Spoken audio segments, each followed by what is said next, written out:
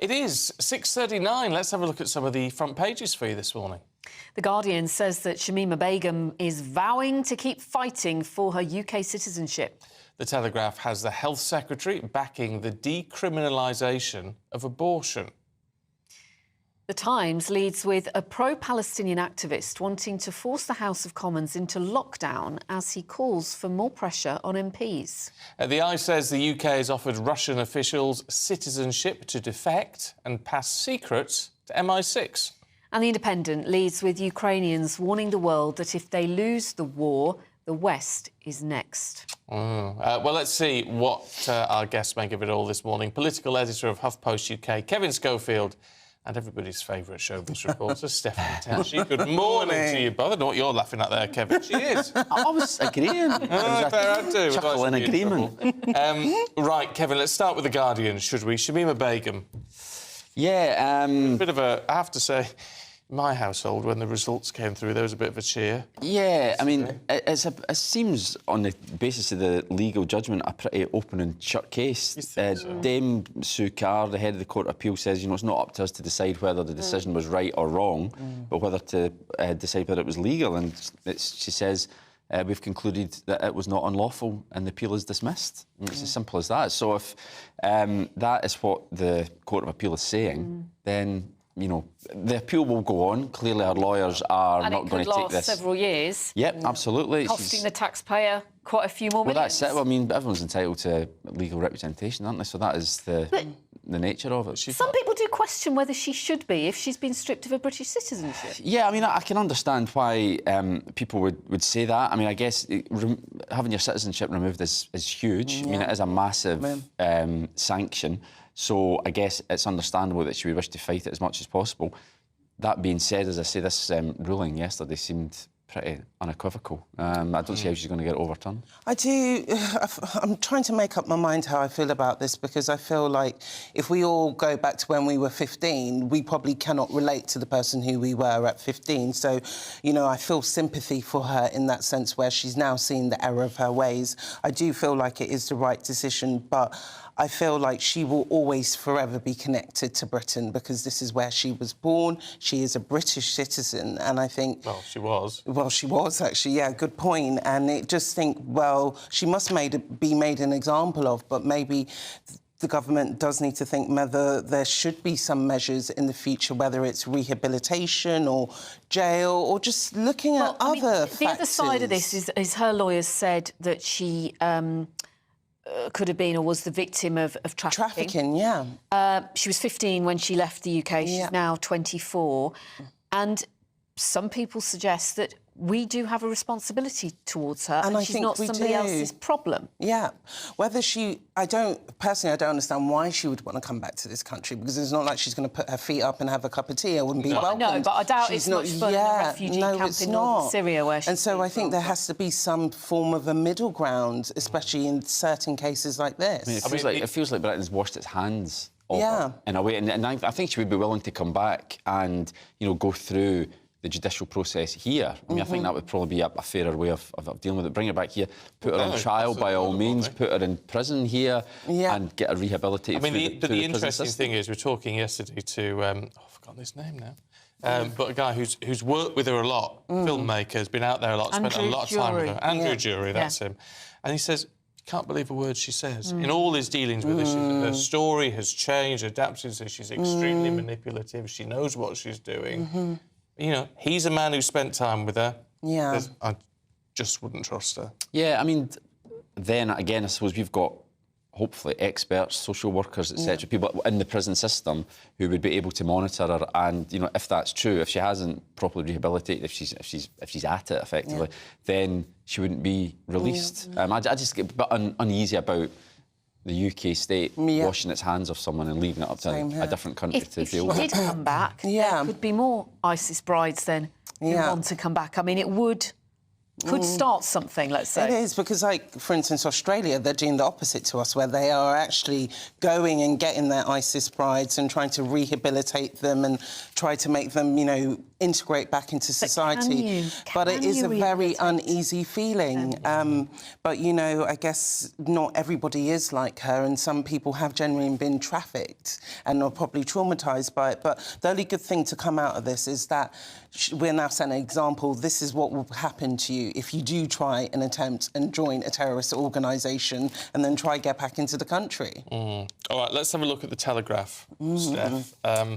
The Health Secretary is giving her backing to the decriminalisation of abortion. The abortion after 24 weeks. Yeah, it's quite a controversial subject because you can imagine at 24 weeks you're very far gone in the pregnancy. MPs are set to vote on the first major change to this law in almost 3 decades. So they're going to decriminalise it, so after 24 weeks you will no longer need, you know, the recommendation of 2 doctors in order to have the abortion. But the Health Secretary, Victoria Aitken, she's very pro-women's rights, and, you know, if you see her track record, she supported buffer zones for clinics, and it feels like she is going to be supporting the decriminalisation of abortion. And as I said, it is a quite very sensitive topic, especially for a lot of women who do opt to go for abortion after 24 weeks, because it's not always so black and white.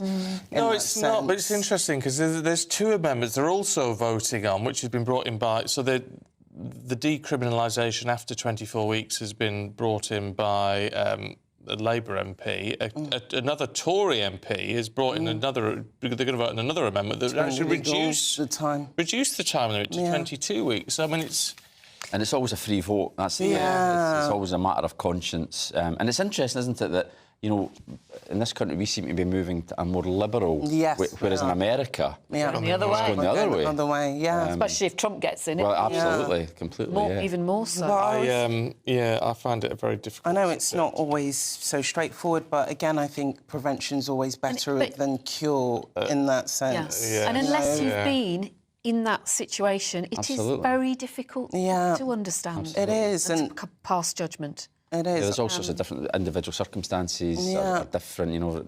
It does make it so different. And this is why, I guess, we elect MPs to go and make these types of tough calls. So it'll be interesting to see what they come up with on that one. Kevin, let's talk about the front page of the Eye. Now, this is interesting. This is on the 2nd anniversary of the war in Ukraine, Russia's invasion of Ukraine, where the UK is offering Russian officials British citizenship to defect and pass secrets to MI6. Yeah, I personally, I love a John le Carre. I love spy stories. And, and this is fascinating. I mean, you would imagine that this goes on quite a lot, actually, you know. I mean, militarily, it looks as though Russia are gaining the upper hand at the moment. So, you know, behind the scenes, you would imagine that the UK intelligence services are doing their best to try and undermine the Russian war effort by other means, because the economic sanctions don't seem to do a fat lot, do they? Well, the Russian economy is apparently going to grow quite considerably in the next couple of years, despite all the sanctions which we've imposed on them. We were told a couple of years ago that was going to bring the Russian economy to its knees. It doesn't seem to have worked out that way. But yeah, I mean, all sorts of, as you say, offering them money, passports, a new life, effectively, in the UK if they come here and share secrets to help end the war. Well, what I'm surprised at with this is actually nothing new. I mean, this has been going on for decades. All going back to the Cold War, isn't it? Well, exactly. So why is it that we've sort of announced it publicly? Because it doesn't apply to all Russians, obviously, because most Russians don't know any secrets. No, exactly. It's only those in positions of power. Yeah, well, I don't think it has been announced as such. It's an exclusive here, so as the government, obviously, we can never comment on security matters and intelligence matters, but yeah, you would think that this type of thing goes on all the time. All the time, and not just with Russians. All countries all around the world. Russians are a threat. And you do wonder how many Russian officials will come forward, because we know Putin rules with an iron fist. And just because you move here, you're not out of reach, as we see, Well, it'd have to be a change of name and all the rest of it. Well, you're looking over your shoulder, aren't you? Well, Putin will find you either way. That's how I feel. Sticking of things which are sort of political in a sense, Stephanie, Parliament's going to be targeted, according to the Times. Yeah, well, you know, we saw the awful scenes of From the River to the Sea, which is always deemed anti-Semitic, being projected onto the Elizabeth Tower, which You know, it didn't make no sense. But I mean, it's crazy that can be done. And nothing's happened since. Arrested. Yeah.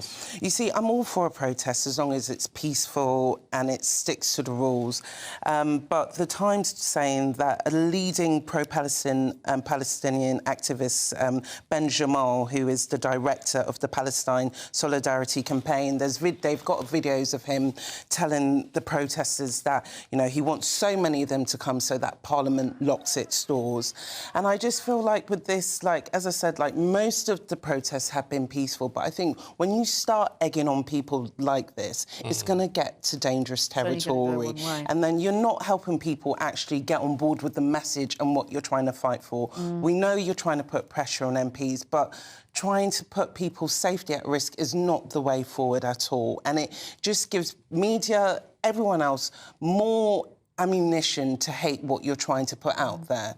And I do think we are slowly getting to a bit of dangerous territory with this. I mean, what's your position, Kevin, on this from a political point of view? Because obviously it's a hot debate in Parliament, and the protests and all the rest of it. It doesn't actually matter what our Parliament says. Well, no, any of this. No, at the end of the day, you know, I mean, regardless of, you know, the chaotic scenes that we saw on Wednesday night, it didn't change one opinion in the Israeli government. It certainly didn't change any opinions on the Hamas leadership. You know, it was a symbolic debate in many ways. It was a farce. And it didn't send out a great symbol, really, let's face it. And while all that was going on, thousands more people were losing their lives. It was pure politics, you know. The SNP were clearly looking to expose divisions in the Labour Party, which they're entitled to do, obviously, that's just politics. But, you know, to try and dress it up as some attempt to send a unified message from the UK to Israel and Hamas, that was never the intention. Do you think Lindsay Hoyle, Common Speaker, do you think his position is safe now? I think probably on balance, yes. That the early day motion, there was only a few more signatures added to it yesterday. But what was significant was James Cleverly and other ministers have come out and given him their support. Which is, I mean, it's interesting, isn't it? But is that politicking? Because they try to say, well, don't blame the Speaker, blame Keir Starmer. Well, that's it. They're trying to turn it around to say, well, actually, hang on a minute. Now you can say that Lindsay Hoyle maybe should have been stronger and stood up to the pressure that he was under from Labour. But, yeah, they want to make it out that, well, this is Keir Starmer, bully boy tactics, giving in to the mob. So they're trying to push it in that direction. But, you know, there is definitely a strength of feeling, particularly amongst SNP MPs, but also a hefty chunk of Tory MPs as well, really are furious with Lindsay Hoyle over it. But I think probably the moment of maximum danger for him is probably past now. Kevin, can we have a look at this, Esther Ranson's right to die law? It's on the Express this morning. Ministers, I mean, she's very pleased now because it's going to be debated. Potentially. It can be. The government's saying it can be, which is true. Anything can be debated if there's enough support from you. This is a campaign, obviously, that the Express have had running for a while. They've done a lot of the real chasing on this story. But I know it's getting back to what we're talking about, the abortion issue. Again, this is another issue. It's so sensitive. You know, it wouldn't be whipped. It would be a matter of conscience for individual MPs. I still feel that we're quite a long way away from this becoming law. That's what I was going to say. The stage that it's at, debate, it's got a long way to go after that. Absolutely. Just explain to us how... Well, yeah, I mean, there's a long way from a debate on, say... I mean, the one suggestion is a private member's bill. Right. Which is fair enough, but, you know, they very, very rarely get onto the statute book. You know, it gives an opportunity for MPs to debate it in Parliament, but, you know, a new law, especially in something as contentious as this, would need to be debated for a very long time indeed. And we've got an election just round the corner. So I mean, you're looking at years, aren't you? Because of all the... it's not just the basic issue. We can all have a view on the basic issue. It's all the caveats that need to go in. Absolutely. Totally. It's not just clearly, it's not a simple issue at all. There would need to be so many safeguards put in place to protect people from exploitation, for instance. And if we're going to have a general election and all the opinion polls suggest we're going to have a change of government, you know, it's up to the government then to make time available in Parliament. And they're going to have so many other things that they want to be getting on with. Really, do they want to be distracted, as they would see it, by an issue as controversial as this? But Dame Possibly Esther not. Ranson, she has, I guess, re-energised the conversation. She has, and sometimes you do need someone who's actually going through it and who has such desires to shine a light on it. And, you know, Esther Ranson's well-loved, so for a public figure like her to kind of be spearing the way, it's definitely brought into the public's periphery.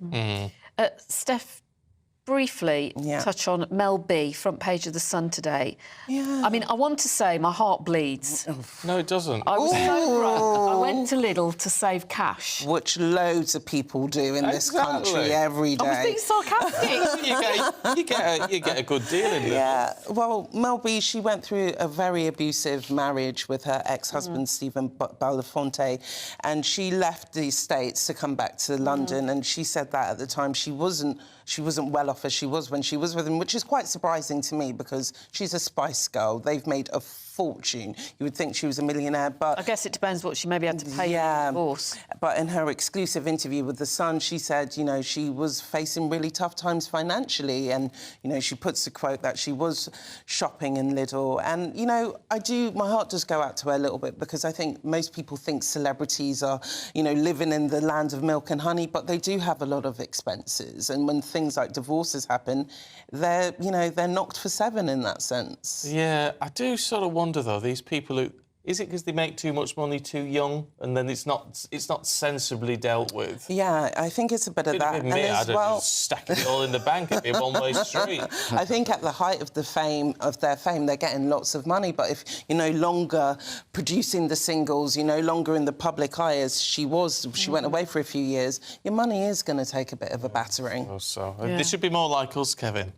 Short arms and little pockets. Nothing going exactly yet. They've said that about Scots for a very long time. It's true, eh? There's nothing wrong with that. Nothing wrong with that. Nothing wrong with that. And there's nothing wrong with Lidl. No, you can get a nice bargain. I go to Lidl. I bet the next thing we hear is that she's doing a lot of batch cooking. Next week, you're going to see her being the face of Lidl. Well, there you go. That might be the thing. So an advert in the making. Lovely. Right, Stephanie, Kevin, we shall see you both a little bit later on. Thank you very much indeed. We're just saying how cold it was this morning. Oh, it's a bit nippy. Ooh. Look, I don't know where that came from. Let's get the details with Alex.